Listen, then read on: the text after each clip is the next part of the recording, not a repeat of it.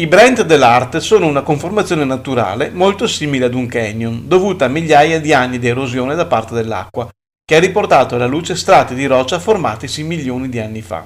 Questa erosione è dovuta dai detriti che l'acqua trasporta in queste strette valli. Sassi e piante travolti dalla piena d'acqua, una volta entrati nel canyon, creano dei mulinelli, sbattendo sulle pareti, scavando la roccia e poi fluiscono a valle.